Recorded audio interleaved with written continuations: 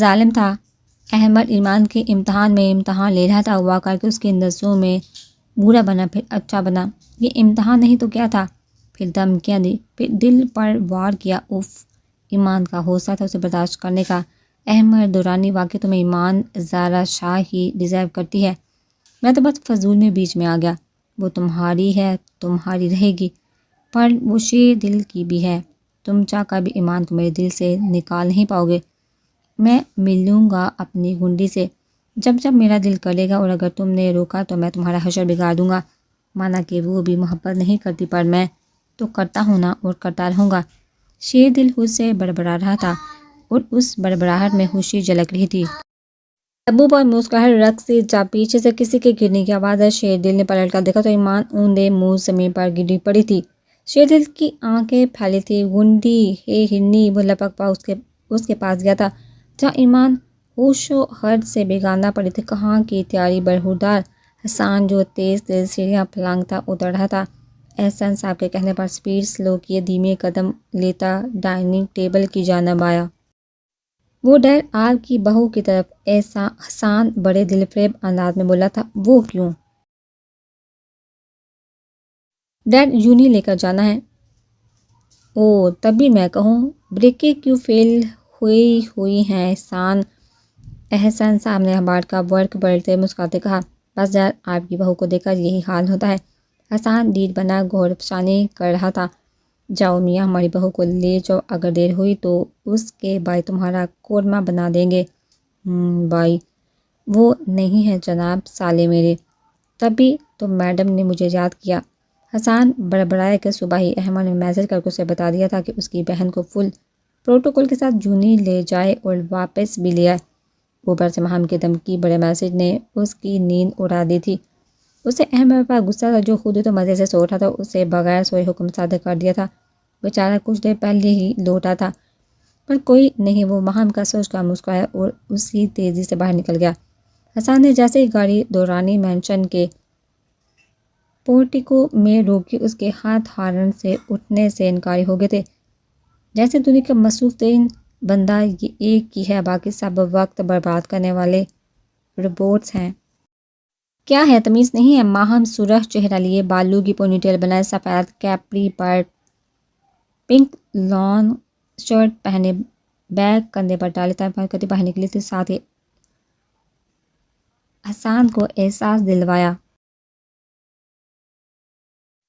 حسان جو گھر میں بیٹھا ہارن پہ ہارن بجا رہا تھا، مہم کے چلانے پر اس نے سیرنگ سے ہاتھ اٹھایا، اس کے لال سرخ چہرے کو دیکھا جو تپی ہوئی سی گلابو لگ رہی تھی۔ پچھلے 2 منٹ سے میں تمہارا انتظار کر رہا ہوں۔ حسان نے اس کا سر تا پیر جائزہ لے کر وقت کا دورانیہ بتایا۔ 2 منٹ تھے، کوئی گھنٹے نہیں، جو صوتی آلودگی پیدا کرنے کا ٹھیکہ لے لیا ہے۔ مہم ایک ہاتھ کمر پر رکھ کر دوسرا نچا نچا کر بولی، جبکہ حسان تو اس کے نازک سے سراپے کو دیکھ گیا جو آج بہت پیاری لگ رہی تھی، یا پھر نئے رشتے کا سر تھا۔ چلو جلدی اب، ورنہ تم مزید رکے تو ہم سب کو ضرور سننے سے محروم کر دو گے۔ مہم آنکھیں دکھاتے دروازہ کھولنے لگی۔ اے رکو وہیں۔ حسان سیکنڈ میں گاڑی سے اترا تھا۔ اب کیا ہے؟ مہم جھنجھلائی۔ واپس جاؤ کیا؟ میں نے کہا واپس جاؤ، حسان نے پھر سے کہا، جبکہ مہم حیران کن تاثرات سے اس کو دیکھ رہی تھی۔ کیوں؟ دیکھو تم میری بیوی ہو اور کسی کو حق نہیں کہ وہ یوں تمہیں دیکھے۔ آج کے بعد بغیر دوپٹے کی مجھے نظر نہ ہو، ہاں؟ میرے سامنے جیسے مرضی رہو، پر باہر جاتے ہوئے اس بات کا خیال رکھو۔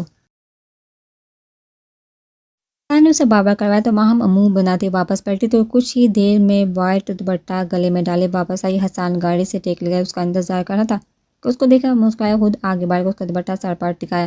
بہت خوبصورت لگ رہی ہو۔ حسان نے ہلکی سی سرگوشی کے ساتھ ہی اس کی گال پر لب رکھے کہ مہم کی دھڑکنیں پل میں منتشر ہوئی تھی۔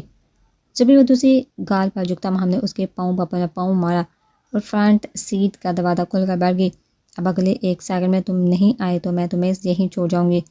جبکہ حسان تو اس کی دھمکی پر اش اش کر اٹھا کہ گاڑی اس کی اور دھمکی بھی اس سے ہی دے رہی تھی۔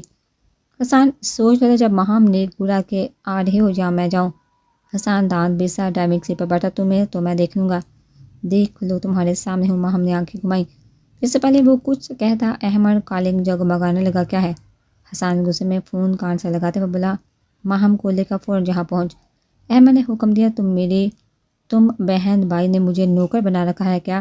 حسان تپا، تجھے آج پتہ چلا، احمد نے کہہ کر کڑاک سے فون بند کر دیا۔ کمینہ، حسان بڑبڑا جبکہ ماہم نے مسکراہٹ دبائی تھی۔ زرش کو لے کر اپنے اپارٹمنٹ آیا تھا۔ اپارٹمنٹ سلیقے سے سجا ہوا تھا۔ برہان جب بھی بزنس میٹنگ کے لیے آتا تو ادھر ہی آتا تھا، اور اس بار تو اس کی بیوی بھی ساتھ تھی۔ وہ کافی تھکا ہوا تھا، فلیٹ میں بھی وہ مسلسل کام کرتا رہا، تو زرش تو بے دھڑک اپنی نیند پوری کرنے میں مصروف تھی۔ واو، یہ کس کا گھر ہے؟ زرش کی زبان سے پھسلا تھا ہمارا ایک لفظی جواب دے کر وہ کمرے میں گم ہو گیا کہ اسے جلد شاور لے کر خود کو ریلیکس کرنا تھا۔ اپارٹمنٹ میں ہر چیز یوں چمک رہی تھی جیسے جہاں کوئی رہتا ہے۔ وہ بھی سب دیکھ رہی تھی کہ ایک خاتون جین شرٹ میں سر پر اسکارف باندھے کچن سے برآمد ہوئی۔ ویلکم میڈم، سر نے آپ کے آنے کا بتایا تھا، آپ سے مل کر بہت خوشی ہوئی، وہ عورت روانے سے بولی گئی، جبکہ زرش تو اس کی اردو سن کر ہنسی روک رہی تھی کہ وہ انگریزن اردو بولتی کافی غلط لفظ بول گئی تھی۔ کیا ہوا میڈم، آپ ہنس کیوں رہی ہیں؟ ہنس کیوں رہا نہیں، بس تم بہت اچھی لگی اس لیے ہنسی۔ زرش نے حجاب کی پین نکالتے کہا، شکریہ میڈم، اب ہم جائیں گے؟ کہاں؟ او میڈم، سر نے بولا تھا جب ہم آئیں تو آپ جا سکتا ہے۔ میڈ نے کہا، او جی آپ جاؤ، صبح گپ شپ ہوگی۔ زرش نے کہا، اسے وہ کافی کیوٹ لگی تھی۔ برہان کمرے میں آتے ہی فریش ہوا تھا اور اب آئینے کے سامنے کھڑا شرٹ لیس سا بال بنا رہا تھا، جبکہ زرش حجاب گلے میں ڈال کر اپارٹمنٹ کا چپا چپا چھان کر کمرے میں آئی جس میں برہان تھا۔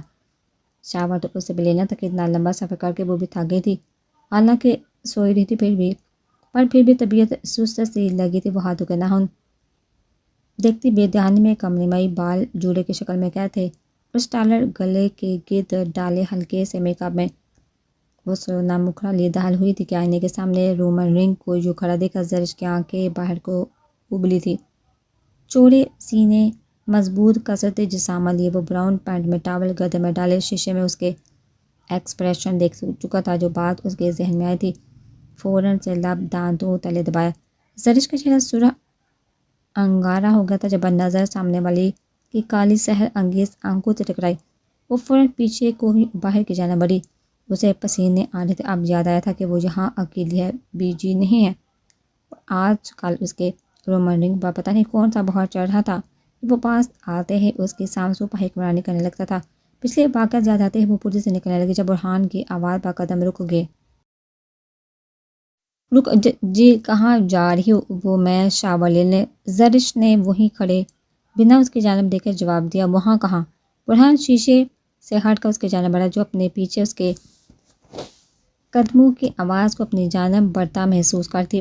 باہر دوسرے روم میں وہ دک دک کرتے دل سے بولی تھی، دوسرے روم میں کیوں؟ برہان بالکل اس کے پیچھے کھڑا زرش کی جان حلق میں اٹکا گیا تھا، کیونکہ ادھر آب ہے۔ زرش نے جیسے بڑی دانش مندی سے جواب دیا، اوہو، تو تم مجھ سے بھاگ رہی ہو؟ برہان نے ہاتھ اس کے پہلو میں لپیٹا تھا۔ زرش لمحہ بھر کو سانس روکی نہیں، پھر وہ آپ ایسے مطلب کیسے؟ برہان نے اپنے ہاتھ سختی سے اس کے پیٹ پر باندھے تھے، اس کی پشت کو اپنے سینے سے لگا۔ ایک سرد سی لہر زرش کے پورے جسم میں سریت کر گئی تھی۔ وہ کچھ نہیں، مجھے واش روم جانا ہے۔ زرش کو اس کی قربت پر بوکھلاہٹ ہونے لگی تھی۔ چلو، برہان نے تھوڑی اس کے کندھے پر ٹکائے۔ کہاں؟ واش روم میں لے چلتا ہوں۔ برہان نے لب دبائے۔ وٹ آپ؟ زرش فٹ سے اس کا ہاتھ توڑ کر الگ ہوئی تھی۔ کیوں، کوئی پرابلم ہے کیا؟ برہان نے ہاتھ پینٹ کی پاکٹ میں ڈالے آئی برو اچکاتے پوچھا تھا، آپ کو ذرا بھی شرم نہیں ہے کیا؟ زرش نے شاکڈ کیفن میں کہا تھا، ہے، بہت ہے، پر اپنی بیوی کے ساتھ میں بدتمیز ہی رہنا پسند کروں گا۔ برہان کہتا آگے بڑھا۔ زرش کو اپنے پاؤں پر کھڑے رہنا محال لگ رہا تھا، تبھی صوفے کے گرد سے گھوم کر برہان کو خود تک پہنچنے سے پہلے ہی تاکہ آواز سے واش روم کا دروازہ بند کر چکی تھی۔ برہان کا کہکا بے سہتا تھا، ٹڈی۔ برہان نے بڑے دل فریب انداز میں باہر سے پکارا۔ ادھر زرش کا صدمے سے برا حال تھا، مطلب ٹڈی پر لمبو الفا ٹاور۔ زرش کہاں پیچھے رہنے والی تھی، فوراً سے اپنے نئے القابات سے نواز ڈالا تھا۔ برہان اس کے نئے دیے نام پر کھل کر مسکرایا اور نفی میں سہلے، مطلب یہ ٹرپ یقیناً یادگار ہونے والا تھا۔ ٹڈی، یقین مانو تمہیں کچھ دیر میں میری مدد کی ضرورت پڑے گی۔ برہان کہتا کبر سے اپنی ہینگ کی شرٹ نکال کر پہننے لگا۔ میں نہیں لوں گی آپ سے مدد۔ زرش نے وہیں سے ہانگ لگائی۔ Okay let's see. برہان نے اسی اطمینان سے کہا تھا۔ 1 2 3 سر۔ زرش کی آواز آئی تھی۔ برہان سمجھ کے کہ اب مدد کرنے والا لمحہ آن پہنچا۔ سر بولو ٹی وہ سر ہیلپ می۔ زرش رونی صورت میں بولی۔ برہان نے کھل کر کہکا لگایا تھا۔ جبکہ زرش جل بن کر رہ گئی۔ نو۔ برہان نے بنا کوئی لفٹ دیے سیدھا انکار کیا تھا۔ دروازے کی دوسری جانب زرش کا منہ کھلا تھا۔ برہان پلیز۔ اب کی بار زرش نے التجا یہ کہا تھا۔ وہ کتنی احمق تھی۔ برہان کی بات کا مطلب بھی نہ سمجھ سکی اور اندر بند ہو گئی تھی۔ تم تب تک ادھر ہی آرام کرو، میں ذرا کام کر لوں پھر کچھ سوچتا ہوں۔ برہان نے صاف انکار کرتے زرش کی حالت سے محظوظ ہوا تھا۔ مطلب آپ روم سے باہر جا رہے ہیں؟ زرش خوشی کے ملے جلے تاثرات سے بولی کہ اس کے جاتے ہی وہ بغیر کسی ہچکچاہٹ سے باہر آ جائے گی۔ بالکل نہیں۔ برہان کی مسکراتی آواز اس کے کان میں پڑی۔ اس کی امیدوں پر پانی پھر گیا تھا۔ آپ اپنی بیوی کی مدد نہیں کریں گے؟ کروں گا، ضرور کروں گا۔ پہلے بیوی یہ بتائے کہ وہ مجھ سے بھاگی کیوں؟ برہان خود پر پرفیوم چھڑکتا مخاطب ہوا۔ وہ جی بھر کر زرش کو تانگ کر رہا تھا۔ کب بھاگی؟ ابھی مجھ سے میری قربت سے۔ برہان نے یاد دلایا۔ وہ چلو تم وہ کا جواب سوچو۔ میں ذرا کام کر لوں پھر دیکھتا ہوں مدد کروں یا نہیں۔ سر اور ادھر زرش کی بات ہوئی تھی۔ پلیز سر مجھے میرا ڈریس نکال کے دے دے۔ وہ کس قدر شرم سے بول رہی تھی وہی جان دیتی کہ اس کا پرسنل بیگ وہ کھولے گا۔ مجبوری تھی بیچاری، کیا کرتی؟ برہان نے نیچلا لب تندو تلے دبایا۔ پہلے پرامس کرو۔ کیسا پرامس الفا؟ مطلب سر زرش چبا چبا کر بولی تھی کہ مجھ سے نہیں بھاگو گی، جب میں بلاؤں گا میرے پاس آؤ گی، اور یوں شرما کر تو بالکل بھی نہیں بھاگو گی۔ میری باہوں میں ہی شرمانے کا کام کر لینا۔ برہان جان بوجھ کر زرش کو اونچی آواز میں سناتا اس کے تو 14 طبق روشن کر گیا تھا۔ نہیں بھاگوں گی سر، اب تو ڈریس پکڑا دے۔ زرش سرخ چہرے سے دھڑکتے دل سے بولی تھی۔ Okay wait a minute. Burhan نے کہا کہ اس کا لاگسٹ کھول کر ڈریس نکالا اور جلدی سے سرخ چہرہ لیے بند کیا، اور اندر زرش بھی لب کچلتی یہی سوچ رہی تھی جب برہان نے ہلکا سا ناؤ کر کے اسے پکڑا اور خود کمرے سے باہر نکل گیا۔ زرش نکری سے ڈر کر باہر نکلی، پر برہان کو نہ دیکھا شکر کا سانس فضا میں ڈھوڑا۔ اس نے بالو پر ٹاول پیٹ رکھا تھا۔ جب برہان جو کہ اپنا فون کمرے میں ہی بھول گیا تھا وہ لینے آیا تو زرش کو دوپٹے کے بوجھ سے آزاد اس کی گردن پر اور چہرے پر پانی کی بوندیں دے کر سانس تک روک گیا تھا۔ ایک وحش اس کے اندر جاگی تھی، وہ جو پوری توجہ سے اور انہماک سے ہاتھوں اور پاؤں پر لوشن لگائی تھی۔ جب برہان سب کچھ بھولے بےخود سا اس کی جانب بڑھا تھا، جھٹکے سے اس کے بالوں میں سے ٹاول نکال کر صوفے پر پھینکا تھا۔ زرش اس اچانک ہوئے غیر متوقع حملے پر بری طرح سے گڑبڑائی تھی۔ اس نے سانس اندر کھینچا تھا کہ اس کی گردن میں گڑا سا ابھرا تھا۔ برہان نے آئینے میں اس کی گردن میں ابھرتا گڑا دیکھا تھا جو کہ انتہائی خوبصورت لگ رہا تھا اور ڈر کا واضح ثبوت تھا۔ برہان نے اس کے پہلو میں دونوں ہاتھ لپیٹ کر ہونٹ کے قریب کیا تھا، اس کے نم گیلے بالوں میں چہرہ چھپائے، ان کی خوشبو کو سینے میں اتارتا زرش کو خود میں سمیٹنے پر مجبور کر گیا تھا۔ سر اس کی گرم سانسوں کی تپش گردن پر محسوس کر کے زرش کپکپاتے لہجے میں بولی تھی۔ زرش کو سمجھ نہیں آتی وہ برہان کو کیسے روکے۔ جواب اس کے بالوں کو گردن سے ہٹا کر اب وہاں اپنا استحقاق بڑا لمس جا بجا چھوڑتا زرش کے چہرے کی سرخی بڑھا گیا تھا۔ وہ اتنا مدہوش ہو چکا تھا کہ زرش کی پکار کو بھی نہیں سن پا رہا تھا۔ برہان کی گستاخیاں بڑھتی جا رہی تھی۔ زرش کو اب اس کی قربت جھیلنا محال لگ رہا تھا، جب اسے خود سے دور کرنے کی مزاحمت کرنے لگی۔ یہ مزاحمت اس کے حق میں بری ثابت ہوئی جب برہان نے اس کو خود میں قید کی، اس کے کندھے پر لب رکھ کر ہلکا سا بائٹ کیا تھا۔ یہ تمہاری سزا تھی مجھ سے دور بھاگنے کی۔ Next time be careful. Burhan اپنے تشنہ لب اس کی گردن پر مسکاتا گرم سانسوں سے اس کی گردن کو جھلساتا وارن کر رہا تھا۔ ابھی وہ مزید گستاخی کرتا جب اس کا موبائل رنگ ہوا تھا۔ فسوس لمحات میں فون کی گھنٹی دو نقوش کی دنیا میں لاپتا تھا جب برہان نے اسے گھما کر اپنی طرف کیا۔ اس کے لبوں کو ہلکا سا چکا بیڈ پر پڑے فون کی طرف متوجہ ہوا جو کب سے چنگا رہا تھا۔ ریڈی ہو کر شال اوڑھ کر باہر، میں ویٹ کر رہا ہوں۔ برہان گہری نظروں سے اس کا ناری رنگ اور شرم سے جھکی پلکیں آنکھوں میں وسائے اس کے خوبصورت سراپے کو دیکھا کمرے سے باہر نکل گیا تھا۔ اجازت۔